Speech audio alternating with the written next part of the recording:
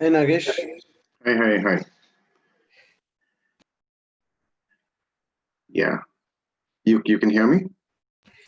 Yeah, I can hear you. Okay. Yep. We'll just start in another 10 minutes. Yeah, sure.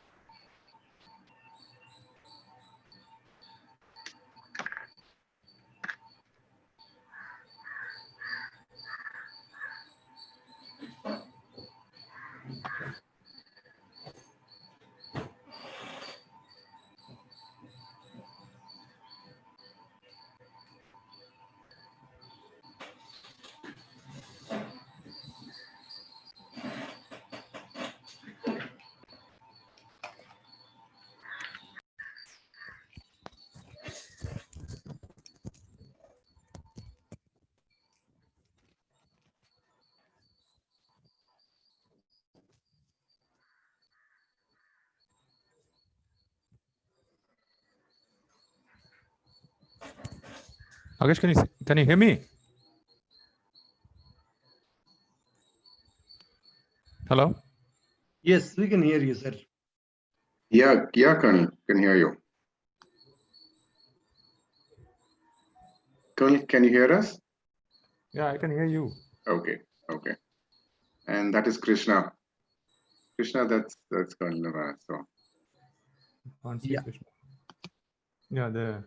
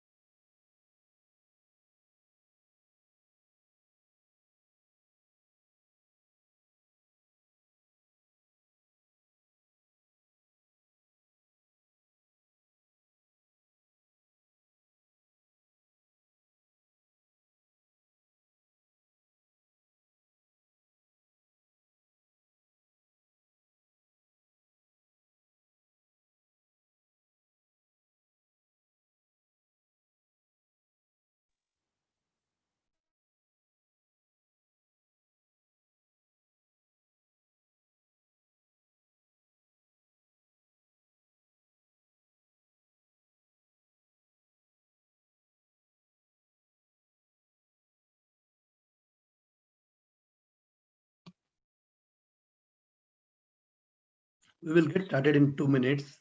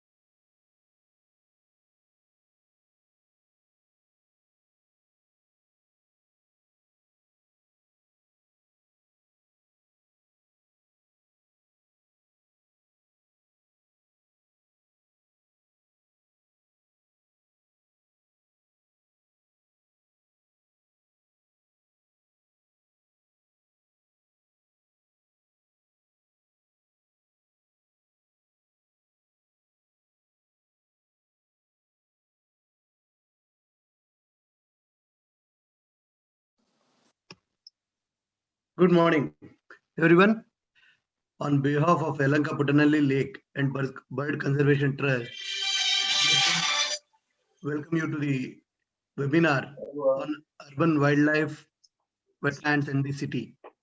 Region's perspective, which will be presented by Nagesh Mane. Saying something. And Colonel Nawaz. So all the participants except for a few will be on a listen-only mode. If somebody has any questions, they can use the chat box, which we can moderate after the complete their speaking. Can you all hear me? Hello. Am I audible?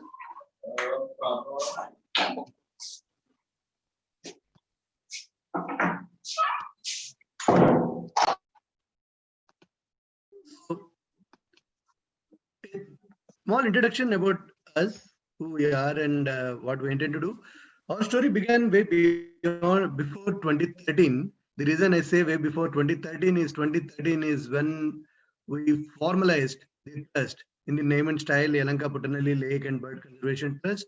But before that, we were all residents of Yellanka, Puttanalli, and the neighborhood.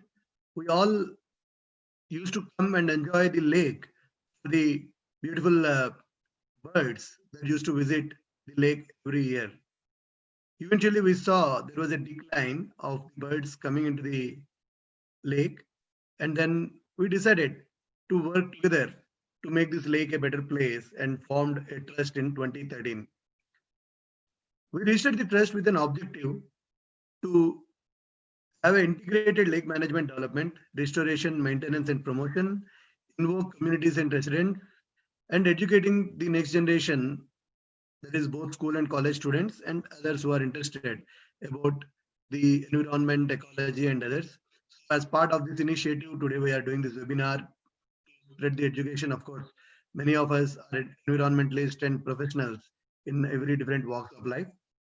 Over the years, we have worked with Upalokayakta and formed committees with government agencies and discussed problems we are facing at the lake. Is discharge being a major problem, then a lot of things are sorted out with the help of IASC and other professionals. Uh, Participated in support of declaration the area as a bird conservation reserve. We were instrumental in working with government to declare Puttanalli Lake in Yellanka as a bird conservation reserve. Along with eminent professors of IASC and other scientists, we worked towards development of DPR for the Puttanalli Lake and the development, coordinated the efforts to rejuvenate the lake. Activities at the lake include human chain formation, lake cleanup drives, tree plantations, bird surveys, and a lot of other things are happening at the lake. Day in and day out, we do a lot of activities. And for the last few years, we started doing something called a Kere Haba every year on 26 January, where we have around 400 people from the neighborhood come and see the activities and the lake and a lot of other things. Today we are thankful to Colonel Dr. Nawaz Sharif and Mr. Nagesh Mane, as they are going to share about importance of the role of urban wildlife in the city, examining through the data of work done by their organization, and tell us what we can do as citizens. Awareness to citizens is more important. I think whatever we listen today and learn today is a knowledge to be shared with people across all walks of life. Fortunately, this webinar is also running live on a YouTube, and the link has been shared in various forums. We definitely will share it with you by email at the end of the day. Colonel Dr. Nawaz Sharif is a chief vet and general manager of the PFA Wildlife Resource and Conservation Center. He is a veteran, former DAG of police, and has years of service behind him. Nagesh Mane is a trustee of People for Animals Bangalore. He runs his own marketing communications firm and has a deep interest in wildlife, sees himself as a citizen naturalist. Saying this, I would like to pass control to Nagesh and let Nagesh share insights about the webinar today. Over to you, Nagesh. Thank you, Krishna. I hope you can hear me. Am I audible? Yes. Yes. Okay. Fine. Thanks everyone for being here. It's a bit of a first. I think for most of us, it's the first time we're doing something like this. So I've known from Dr. Sangani what's been going on. Who I've known all my life. I've been very aware of what's been going on at the Yelahanka Lake, and it's so nice to see. From what it was, it's nice to see where it is. But we also know what's happening and what changes are confronting it. And therefore, I think a series like this becomes very relevant and important. I think we'll come to some of that a little later on. There are many things to show you, but we'll keep this really crisp, and I'd like to keep it interactive as well. Any questions, do put them in the chat box, and we'll take them as they pop up or at some point or the other. This will be done with both Colonel Nawaz and myself, and we'll just go slightly extempo on this as well. So I'll just share screen to start with, and just begin there. Yes. So moment. Yeah. Okay. So one of the things about urban wildlife, every time we're talking about urban wildlife, people are a little confused. And a little while ago, we did some research. We spoke about 60 odd people in different walks of life. And it's very strange because I think what tends to happen is we ignore what's around us. We look at the bird on the tree, we look at the squirrel, and we aren't really able to place them. We don't see them as a pet. We don't see them as a domesticated animal. We don't see them as wildlife. They're somewhere in between. And I think that's part of the problem as well. So there are two interesting points, two interesting facts there. People identified, of course, the word species for snake, which is in itself a problem. Urban wildlife to us is really everything. All the animals around us which are non-domesticated and are not pets. And these pictures give you some of that, give you the story. The thing, of course, is where are they? And around us, we'll see them everywhere. On the roads, in the parks, in the lakes, of course, in buildings, in little crevices in buildings, all the sanitized gardens, all the wild spaces, of course, more so. And we have something to discuss about that as well.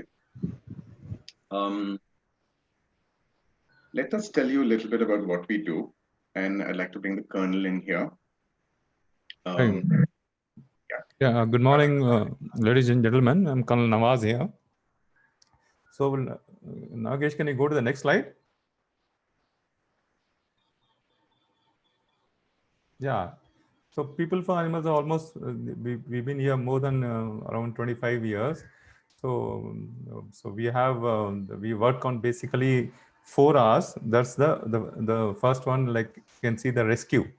The rescue, in that we have a team of trained wildlife rescuers with a coordinator and with 4 helplines and almost 4 two-wheelers and 2 four-wheelers. And we rescue round the clock, almost 24 hours of any call coming from anywhere in Bangalore or outskirts. So that's one. First, rescue, the team is specialized, and the ambulances. And then the next part comes the recovery. So recovery, we have an experienced veterinary team who diagnoses the problems and treats the wounded animals. And the next being the rehabilitation. The rehabilitation being a process of reviving the animal's natural instincts to help it survive in the wild.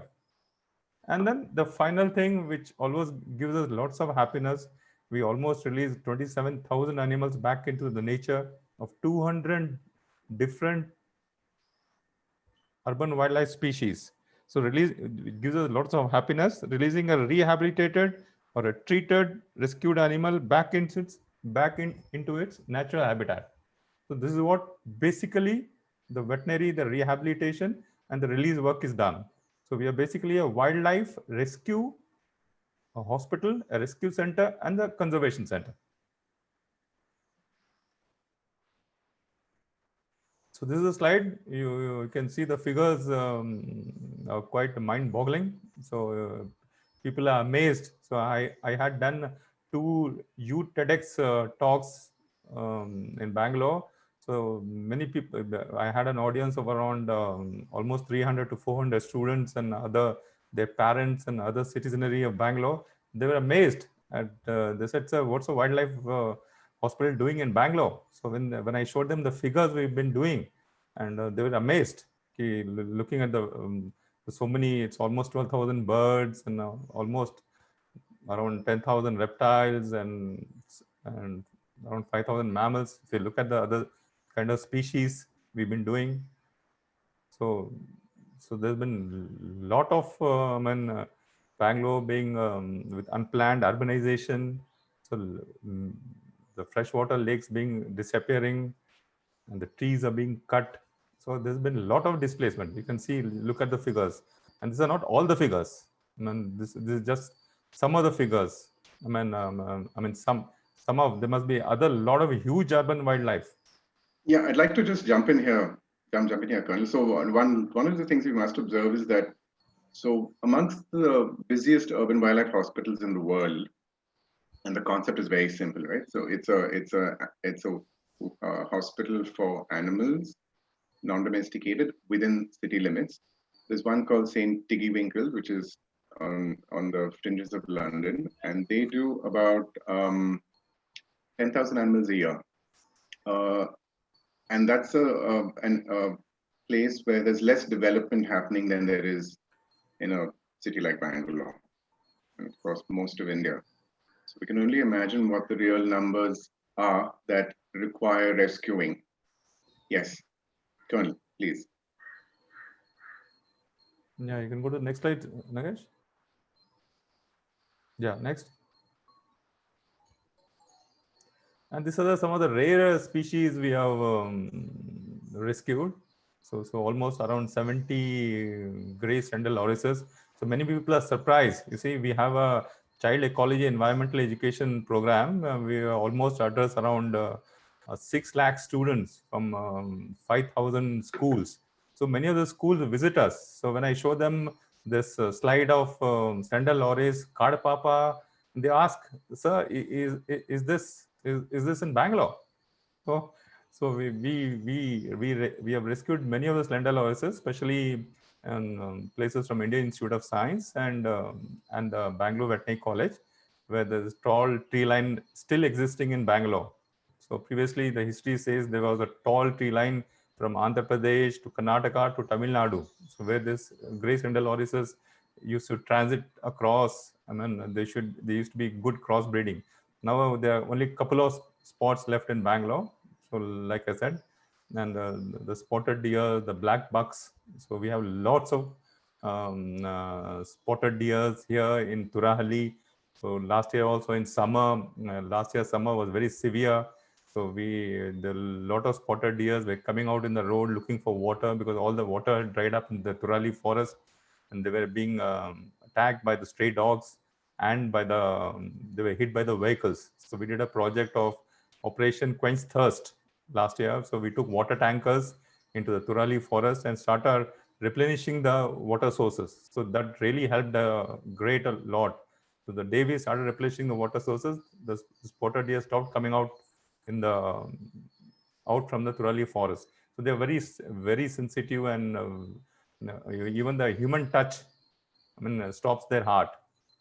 They go into a cardiogenic shock. So it's very imperative that they stay inside the Turali forest itself. Then the other kind of bats, pangolin, the civet cats, the slide is in front of you. So the peacocks, and peacocks, we really done a great work in peacocks, and we have had a great success rate. Even today, we have 4 peacocks admitted with us with a different kind of with a wing fracture, a leg fracture, and other kind of conditions. And especially the people of Bangalore are really supportive about peacocks. We get calls far and away, and if it is really far away, they're ready to bring it up to a center also. Next slide. Nagesh, you going to add anything to this? Yeah, I think this is just a very small list. Actually, we've got been some incredible birds where we've ended up with 1 or 2 that have come into the center. The thing, of course, is we are reliant on people calling in, right? Somebody spotting an animal in distress and people calling in. So obviously, awareness is a key part of the problem, and that's something that we're trying to address. So a little bit of just a few snapshots to give you a sense of the real work going on. There was a question about how the numbers, how far back do the numbers go. So the numbers are firm for about 16 years, where a fair amount of documentation has actually happened. Although we've been around for a little while, but the origins of People for Animals, if you know, was founded, of course. The initiative was driven by Mrs. Menaka Gandhi. But Bangalore's unique in the sense that we've moved away from just core animal rights. We're really not doing that. Our focus is on groundwork. We're actually here to address the survival of wild animals. And our focus on wild animals is also because it's a very ignored part of our ecosystem. And I think this change was driven by the founding trustees of People for Animals in Bangalore, and it remains one of the most unique ones in the country. The work that's going on at the hospital is also unlike most others, and you'll see some of it here. So, you can jump in as well. The thing, of course, is that as we're dependent on phone calls, and we've got a little bit of stats to show you about how many have come in because of injury, how many have come in because of displacement, and so on. A call comes in and we're immediately off. So let me just show you just give you a few snapshots of some of it. Colonel, you can just jump in here. Yeah, so this like the slides shows the one on the extreme right, the black kite entangled with the manja. So this is a huge issue with us. So the black kites getting entangled in manja, getting electrocuted, and many a time getting hit by vehicles, especially on the nice road. And this, even though the Chinese manja, so it is nowadays they lace it with the grounded glass so that the kite cutting becomes easier. These plays havocs with this black kites, even though it's banned, but there's no control. There's a rampant use of this glass lace manja. So many a time we get their wings shattered into many places. So if you can, if it's just the wing broken, so we used advanced surgical techniques here, one of the best in the world, where we use surgical wires and the intramedullary pins even in them, and put the wings back and repair them, and they are released back. But unfortunately, many a time we get this black kites with the bone pieces are lost at the site itself, or we couldn't find them. So there's no technology in the world to regrow the bones. So we can't regrow the bones. So we just put the wing together. So these, the ones with the wing bones are lost, so they can't fly. They can just jump around on the ground. So, so all these birds, mammals, reptiles, which can't look after themselves in the nature, which cannot defend for themselves. So if you leave these kind of black kites out in nature, the dogs will get them. So we keep them here. So we have a category of animals, what we call the lifetime care. Otherwise, all these animals, we don't keep them even for more than one day, which is not required. We just release them back into the wild, back into the nature. So the animals which require so many electrocuted monkeys, and many a time some blind snakes, or so we had a couple of incidents some years ago where people threw acid at the monkeys. They were blind. So all these kind of animals, they stay with us in lifetime care. Otherwise, all the other animals are released back. And one of the things, of course, is that we get a lot of young ones, a lot of orphans, which have fallen from nests and so on and so forth. And at those moments, you have to take some judgment calls that they really haven't been abandoned by parents, that they will be found, and so on and so forth. So we have advisors on the phone who are addressing these issues as well. So the rehabilitation is now the young one comes back to us, like the young macaque, very young. We almost had sometimes a couple of week-old monkey baby, the macaque baby.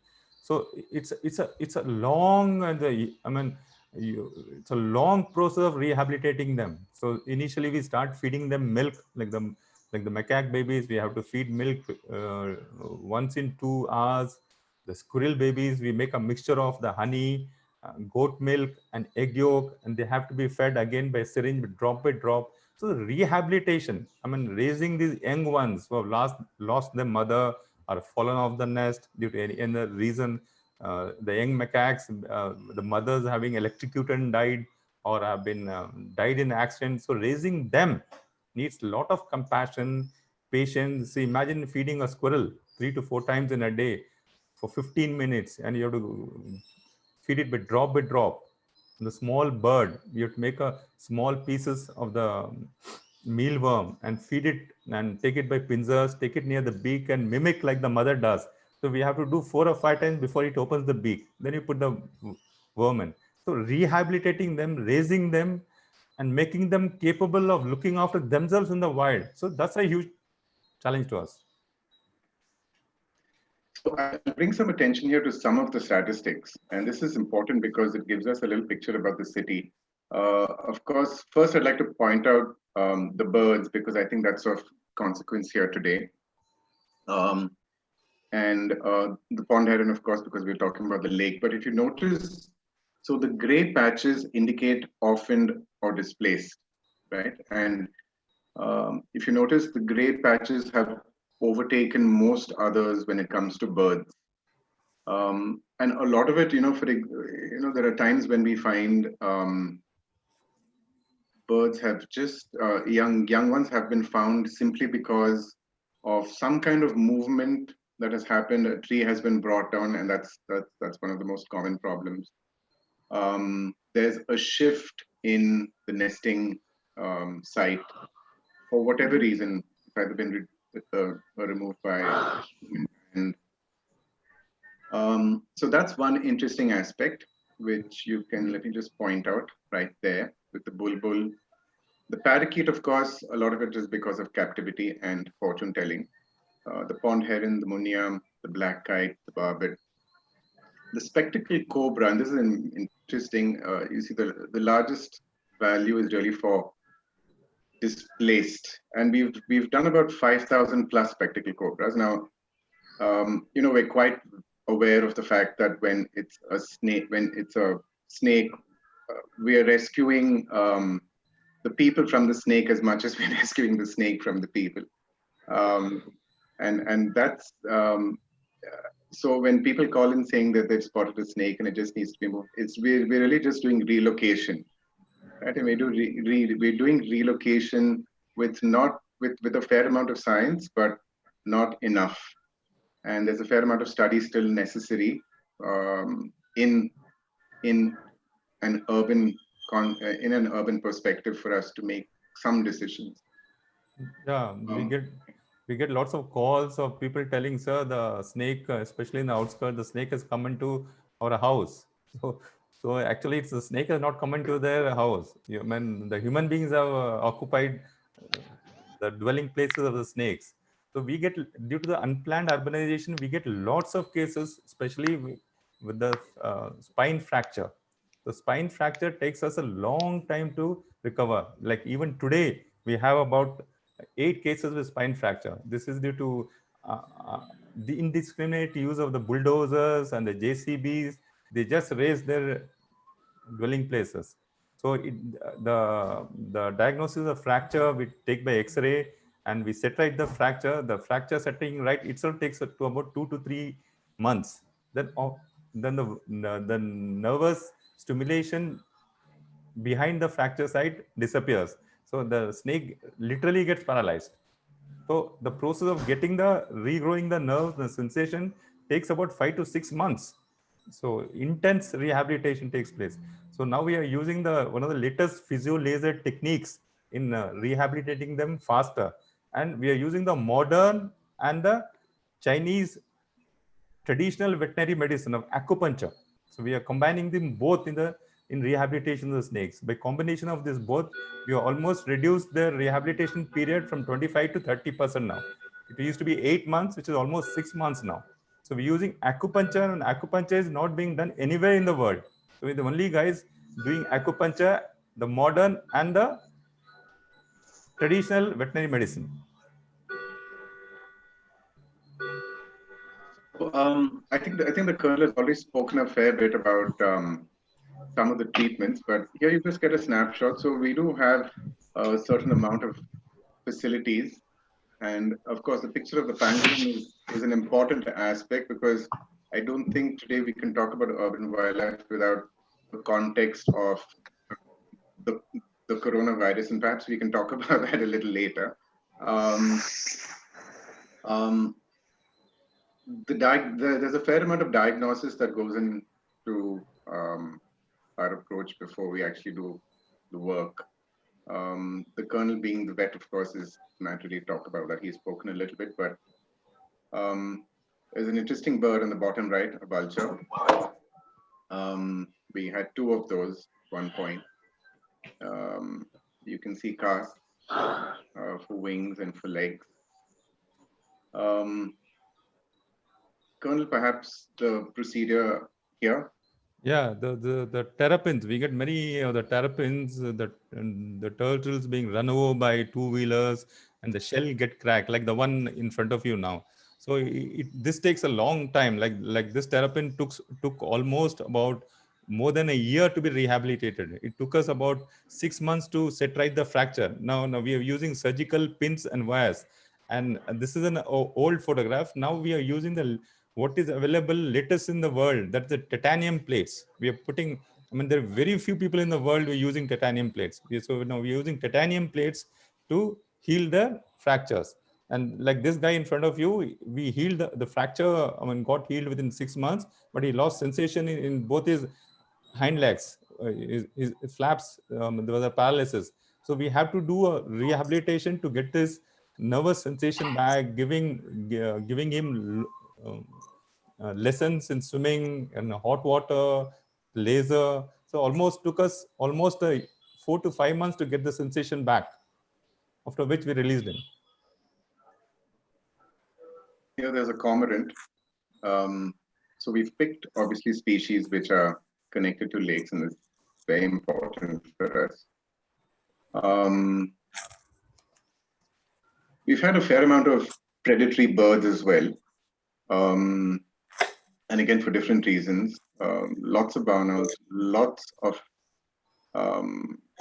lots from the falcon family.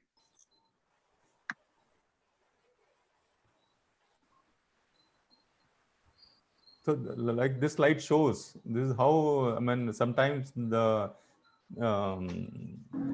the three-striped palm squirrel, this is how young it comes to us. So we have the incubators, we keep them for heat, and they need to be fed almost every 2 to 3 hours uh, till the process of rehabilitation takes place. They grow up and then we release them.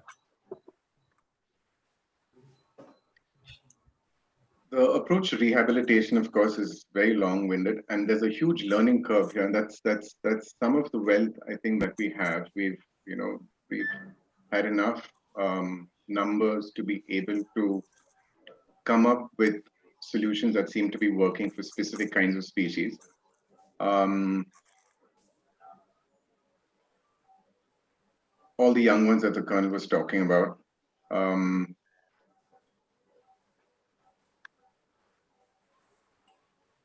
So the process, this is where I think a lot of what we do actually gets translated into some form of scientific information, because we are observing behavior, we're looking at feeding habits, we're trying to bring back instincts, and some of it has to do with reducing contact with humans, especially in an animal like a macaque. Yeah, this is the basic tenets of the rehabilitation, where we minimize human interaction and dependence, and we build a diet plan akin to the naturally present, which the animal is going to get in jungle otherwise.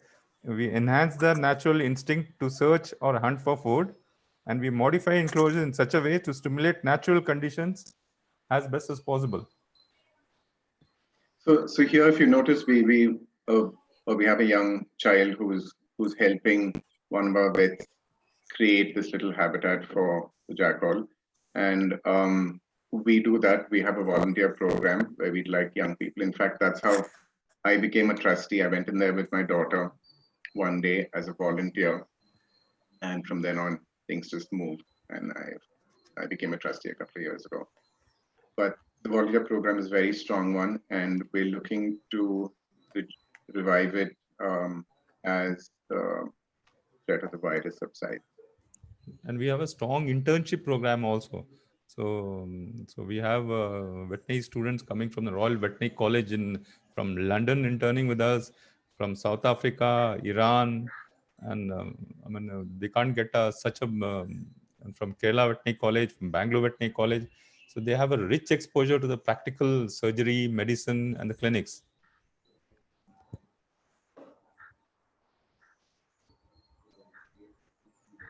So here you can actually see some of the how intense the rehab work gets, and this has all really happened in our campus. Here, in the context of lakes, again, to be able to create a little structure, a water body, and then have fish, which enables birds like these to actually pluck them out of the water, build their instincts again. It's one of the steps, and we need a lot of support to be able to enlarge in these facilities. We really just don't have enough. We don't have enough citizen participation, corporate participation to be able to make more of it happen. And that's something that we're looking to build.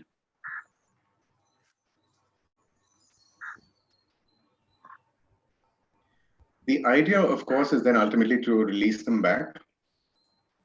And if you notice the word territory planning, we work with the forest department and we figure out appropriate areas. For example, cobras have a fixed territory, and we have to figure out where we can release them, if not back close to where they were found, and so on. So there's a fair amount of that happening. So so that's some of the work that we do. And David Attenborough said this: one of the best places to save wildlife is not just in the wilderness, land, and sea, but in the cities. And he was working on a project once for urban wildlife in the UK. And it's something that he wasn't able to finish. It started a couple of years ago. We hope he will be able to do that. The question always is, and we get this, I think, in different kinds of fora, young and older, like, why do we need them? How do they improve the quality of city life? And I think in the current context, we're seeing that more and more. There was an article in the Times of India a little while ago, a couple of months ago, which said that people are so afraid of bats right now that they want to bring down the trees in which bats are roosting, across the road from their building, in apartment complexes and so on. And it does tell us, of course, that we haven't understood the problem fully. While today the virus has raised this question, the common notion is that it originates in bats. It had an intermediary, such as a pangolin perhaps, and then it's moved to humans, and that's why it's affecting us. It's also moved to cats and dogs and so on and so forth, which is why we've seen a fair amount of animal cruelty. The idea is for us to obviously have less interaction. And but the reason why we need them, let's just touch upon some of that. So one of the most important and basic things is animals are extraordinarily connected to pollination. Bees, of course, and we know the story about bees. It's being spoken of a fair bit now. But this also includes bats, several types of birds, and mammals too, both pollination and seed dispersal.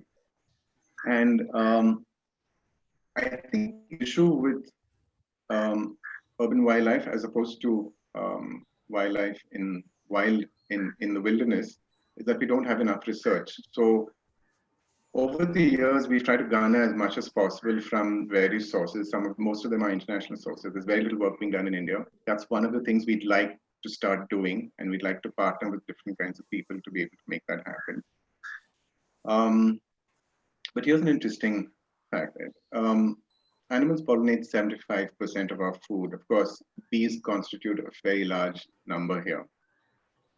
And in a city like Bangalore, most of the growth that we see just after the rains, a lot of it has really happened because of natural dispersal, pollination and then natural dispersal.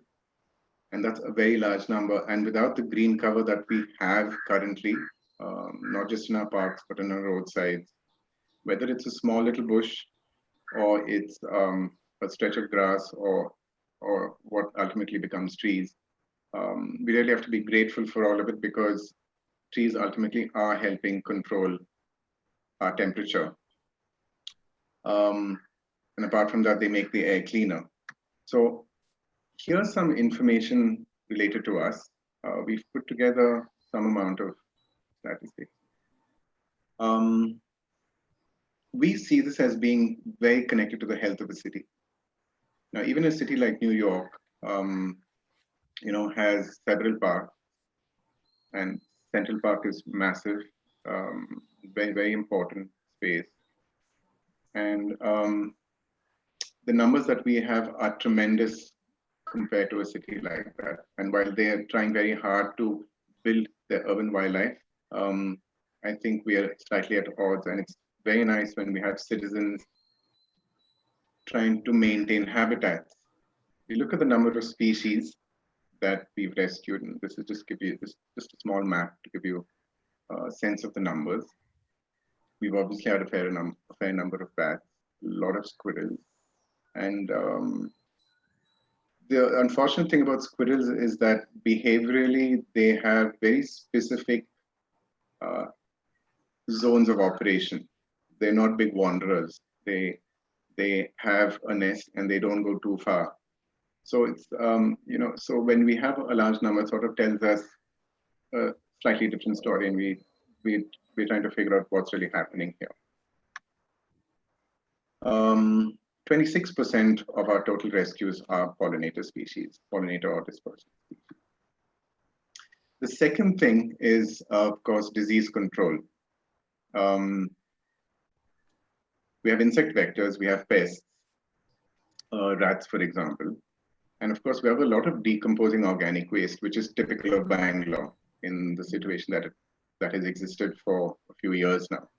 And a barn owl, for example, has to, its diet is largely rats, and it in a city is largely rats, and it requires about 300 rats a year. So that's about one a day, and that's what it seeks out. And so they're very important, and so are snakes, and all snakes, really.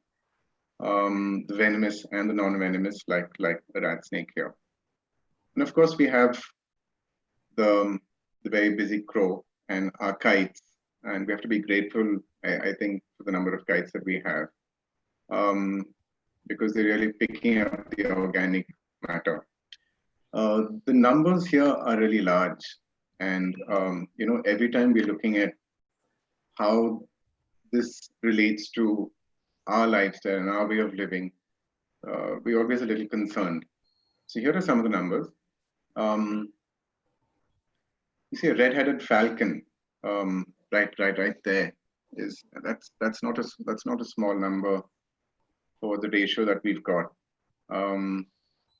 which is 72. 3,000, almost 4,000 black kites today. The slender loris 2 is insectivore. 65% of our total rescues are pest and disease controlling species. So this gives you a relationship. It also answers some of those questions. It answers the why, perhaps. Yeah, especially about the snakes. And when the school ecology, the students visit us, so we give them a presentation about the videos, how the veterinarians, how the rescuers rescue them, how the veterinarians treat them. Usually, I ask them a question to the students: is snake a friend or an enemy? So I find many of them telling that snake is an enemy. So they don't understand. So when we explain to them and show to them how they control the rat population, the rodent population, how they're friend of the farmers, and how they eat the diseased rats, which spread many diseases like leptospirosis and many other kind of diseases, how they control zoonotic diseases, and how it's a helpless reptile not doing much. So strikes back, and very few poisonous, only 4 big poisonous snakes. The rest of them are quite harmless, and how they strike only if their life is in danger. So when we tell them, all the students at the end of the session, I ask them again, so what do you think, the snake is a friend or an enemy? So all of them raise their hands and say the snake is a friend. So that's the change we're looking for. Nagesh? Yeah. So exactly, and it's a little hard to get through. I think also we don't fully understand connections. When we talk about conservation, we can look at Yellowstone and how wolves were reintroduced, and that changed the natural wealth of the park of Yellowstone. In a human animal context, it's very, very different. And while we can say, look, if the species that eat mosquito larvae are reduced, more mosquito will breed.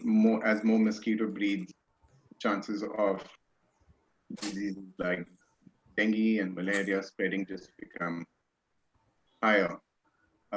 It's understood up to a point, and we still find that we have to do a fair amount of work to be able to get through. I think the lakes, and this is part of the reason why we're having this conversation, lakes are incredibly important to us. As Dr. Chanakya had pointed out last time, that most of what's in Bangalore are not really lakes, they're keres, and they're really today's ponds.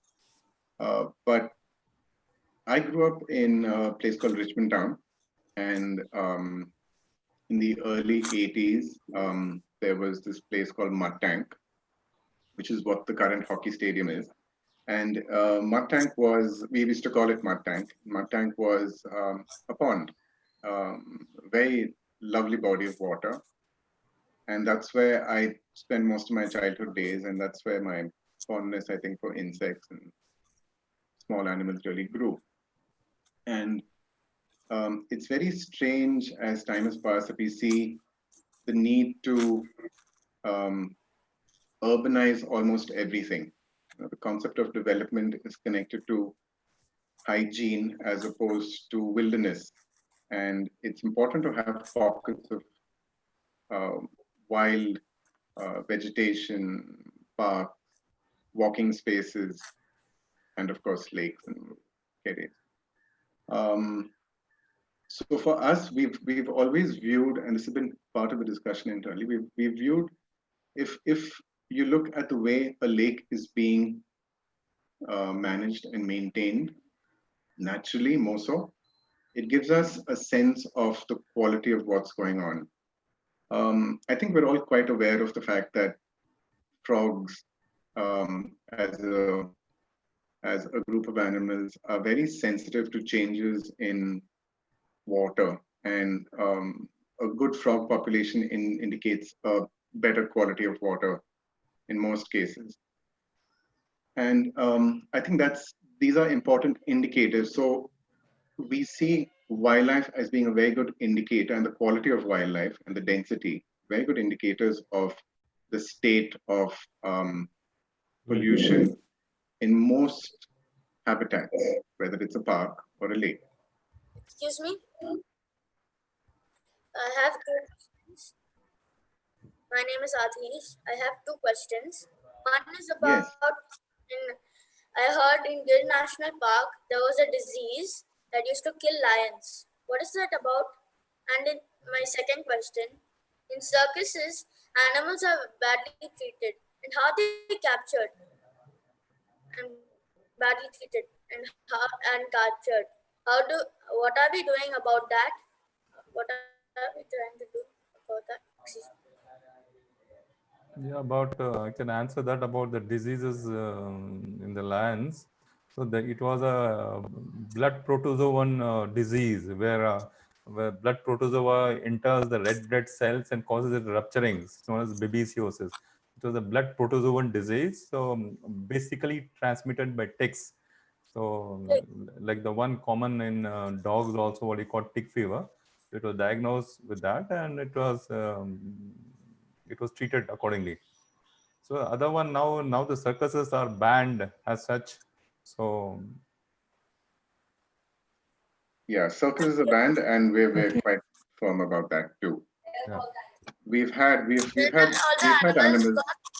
Where are all the animals now? Yeah, can I introduce now? Yeah, just a minute. The question and answer certainly we are going to take up at the end of the session. Yeah. And if anything is there, please, if you chat, it is better, because after the seminar over, then we can ask questions and clarify everything, if it is okay. Thank you. Yeah, but nice to have a question from young chap. Yeah. I'll just finish, and then we'll come back to you. So wetland species, what we call wetland species, but it really includes everything. Marshes, all kinds of water bodies.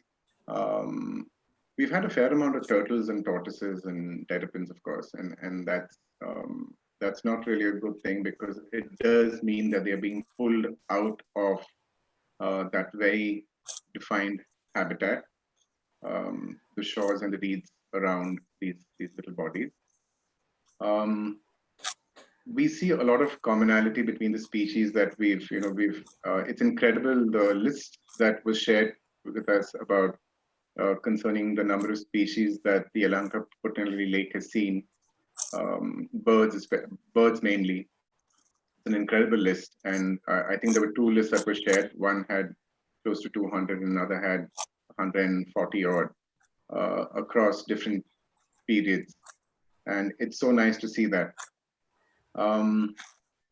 This is the unfortunate thing, that only 4% of our total rescues are wetland species. Now, we really need more of this to happen. And this is why we'd like a lot of engagement with lake groups. We'd like people to know about this. As people take their daily walks in the morning, spot an injured animal, give us a call, and we'll facilitate a rescue. There are occasions when we aren't able to reach certain parts of Bangalore, but there are other organizations doing some very good work as well, and we get in touch with them, and they perform the rescue. We're also trying to build, over a period of time, we see this becoming a network. We'd like to have nodal points where we have an overnight stay for a rescued animal. And then we have a vet traveling and attending to it.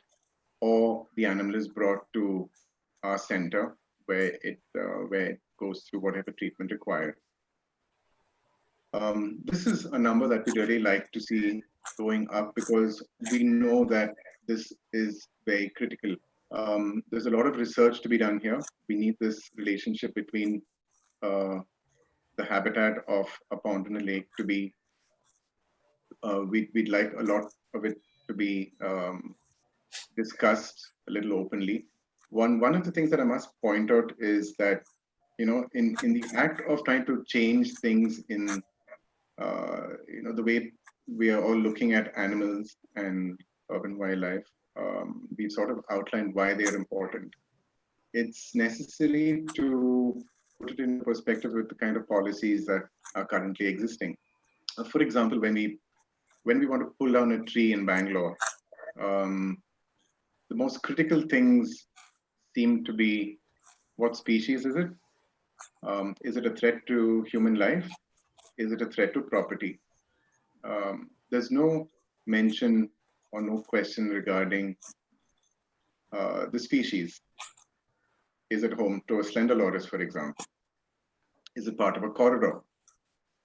And this is something this is one of the things that we'd like changed as much as anything else. This kind of awareness is very important at a very basic level for us to become a really truly sensitive society. The cleaning up of a lake, you see, a little while ago, parts of Ulster Lake were being cleaned up. And the concept is really this, it's not just cleaning up of the plastics and all the other things that really don't need to be in the water. It's just cleaning up of an entire stretch. This includes what we typically will call weeds, and with it go a lot of nests. And so we've seen a fair amount of moorhens displaced. And I'm a frequenter. I frequently visit that lake because it's close by, and that's something that I've unfortunately seen. This is important, and I'd like us to sort of recognize the differences, and I think that's where the Yelahanka Putney Lake stands out as well. There's another aspect, and so these questions are all about lifestyle and the way we're living and the kind of things we ascribe to in our daily lives. Fumigation. Fumigation is extraordinarily dangerous for all kinds of animals. Human, of course. It does affect our lungs. It also does affect the lungs of a tailor bird. It affects the lungs of a squirrel.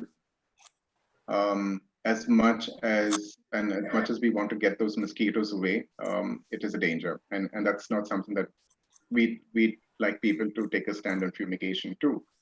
And because it is a personal, private choice for organizations, hotels, large campuses, and also homes. A lot of the time when we think community, and we're also engaged with a few builders about, and it's nice to see some of them being very sensitive about it. We're sort of ignoring that concept of community also includes wildlife. It does include the barn owl that chose to make a nest in that little crevice next to that steel beam. And it's very important, we feel, for all of us to look at the word community with plants with both flora and fauna.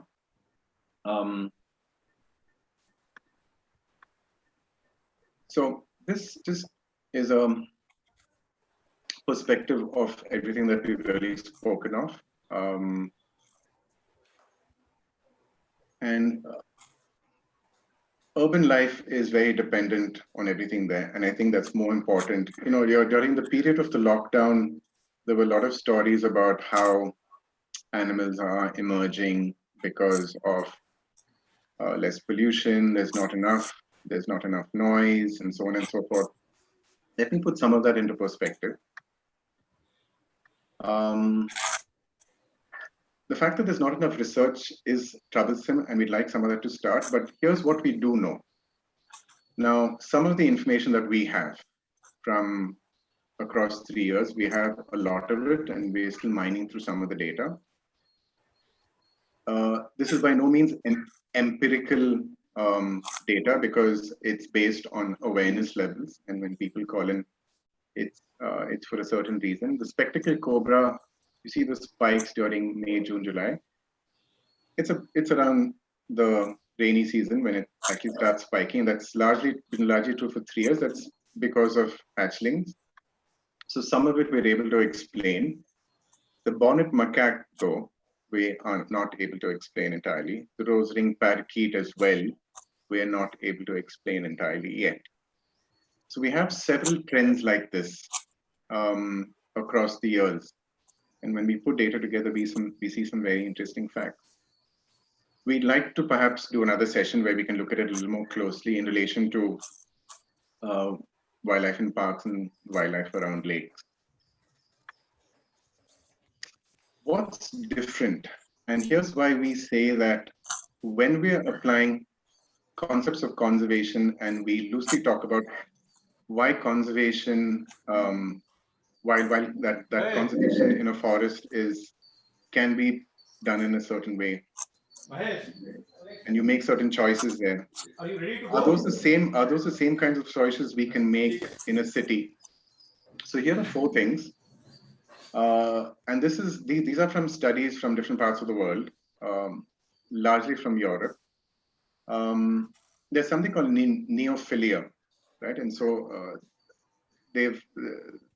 this had to do with birds, and the fact that birds are very attracted to interesting shapes and colors. Birds that live in a city are very attracted to different shapes and colors, while birds living in a jungle or a forest or a grassland are not. In fact, they move away from it. There's a need for exploration and interaction with the environment, and animals in an urban landscape are much more adventurous. That's simply because the nature of their ecosystem has completely altered. But over generations, of course, they have adapted to this ecosystem. You know, they are living between.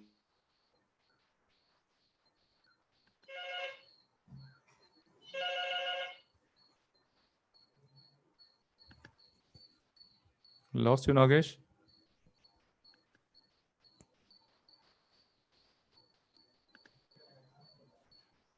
I think. Nagesh? Screen is on. I think audio, there is some problem.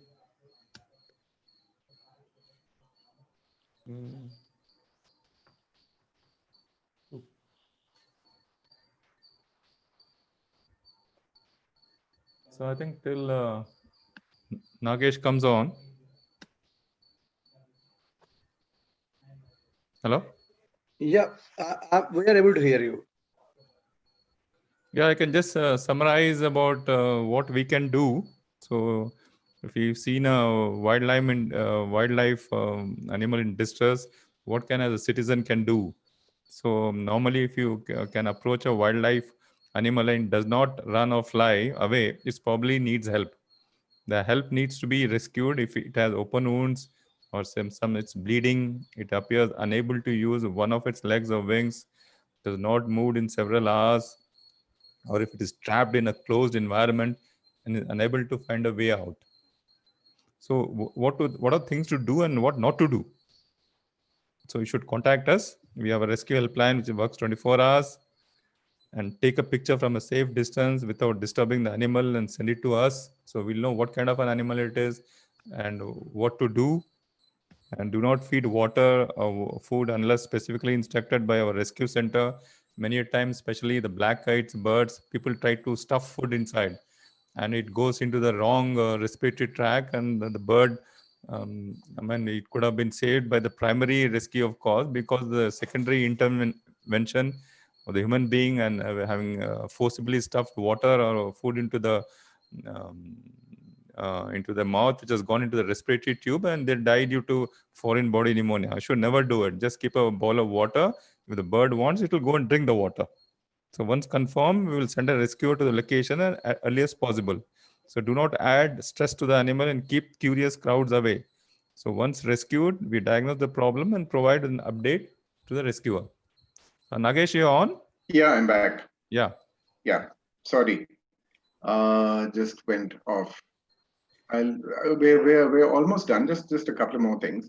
The third thing, of course, was feeding behavior. Of course, we know that nests, the types of nests animals have in an urban context are very different from out there. So a lot of the research doesn't hold good. Feeding behavior very different because they are substituting diets. They are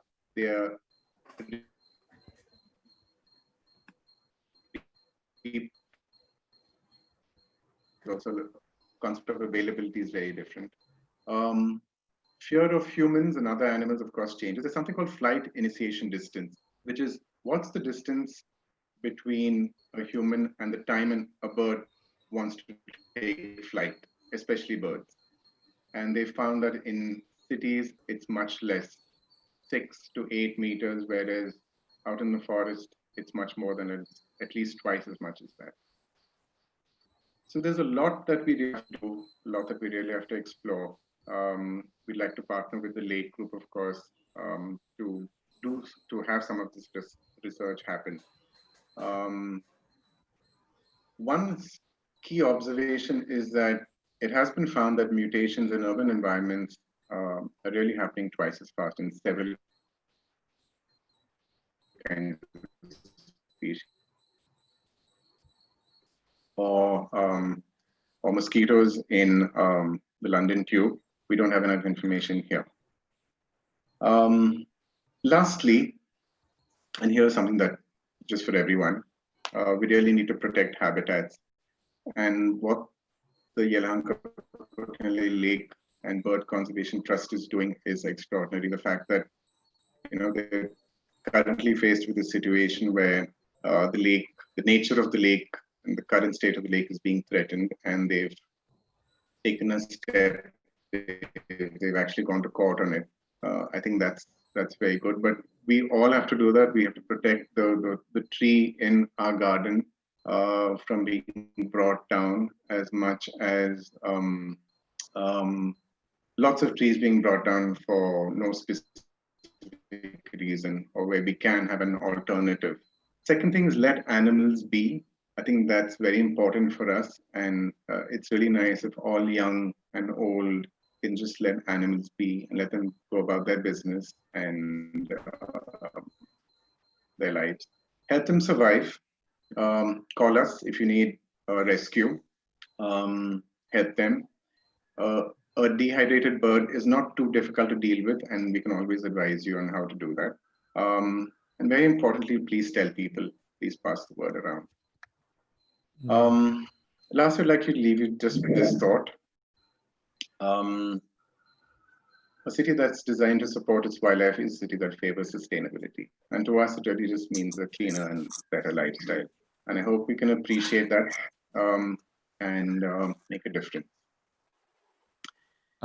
Thank you. Yeah. I'll just add some points to what the citizenry can do. So some final point, we have found that the connection between the basic civic duties and the wildlife preservation is very strong. Not only wildlife, the other kind of insects, birds, and domestic animals. If each of us as a responsible citizen can make the right decision, our city will survive and thrive. So we can help our city. There's some basic points. I'll just read them out. What we can do is segregate garbage, dispose of waste responsibility. We get many calls in PFA about especially the monkeys, the macaques attacking coming into the apartments and creating a havoc. This is basically due to non-segregation and improper disposal of the garbage. So if if any animal coming and troubling, there is a reason. So the reason is food. So there should be proper segregation of the garbage, disposal of waste responsibility. Then we should compost wet and organic waste at home or in the office, and prevent the burning of dry leaves and waste. This is very, very important. So, and we should grow more indigenous plants and trees so that the birds can return. Avoid commercial use of insect fumigation in gardens, like Nagesh said, which kills the pollinators and the wildlife and basically poisons the soil. So put out pails of water during summer. This is very, very important for your neighborhood wildlife. To cut down on metal foils and plastics. Carry a cloth bag, water bottle, and food boxes with you. Especially the children should insist the parents. I mean, the plastic creates havoc. So especially in domestic animals and in other animals. So harvest rainwater to preserve our groundwater and prevent the cutting of trees. Cut down on packaging. Reduce food and e-commerce deliveries. Use eco-friendly detergents and soap. And leave no physical traces of a visit to the park, lake, field, river, or forest. Walk, cycle, carpool, and use public transport. And don't use products which are dangerous to the environment, and avoid plastics. So these are some points which we can always work on. Thank you. To Colonel Nawaz and Nagesh. Adish, I know you have a question. If it is very quick, we can take it up because we are running out of time. Can you ask your question very quickly? Yeah. Are animals going to be fine with the solar eclipse? Are animals going to be fine with the solar eclipse today? Yeah, I can answer that. There's not much reports on them because they don't directly look into the sun. So that's why the basic thing is the damages the retina. So animals rarely look into the sun. So there are very few chances of them being harmed. Oh, so like it's in 100, only 1% of them will look. Yeah, I don't think even 1%. So they basically have the third eyelid and the eyelids to cover them. So they don't directly look into the sun. Oh, okay. Thank you. Thank you. I think it was a great insight about how we can look at animals and the animal care, and very interesting species of animals that we see in and around Bangalore. I think that's what people have showcased, and definitely we know whom to reach out when we see any of these snakes or rodents. So recently, there was a small baby snake that got trapped into one of the uh, car rims in the neighborhood. We didn't know what to do. Of course, it naturally went off because the car was not used. Dr. Sangani, do you want to have some concluding remarks before we close the meeting today? Is it okay if I ask a question? Sure. Okay, my name is Suma. I was walking around in Lalbagh and I saw this crow. It looked like a baby crow, but later realized that it might be having some kind of a disease and it was just walking around. It was not flying. So should I reach out to you guys to have a look at it, or is it okay for it to just be there? Suma, it is basically, it must be a fledgling trying to fly and must have fallen down from the nest.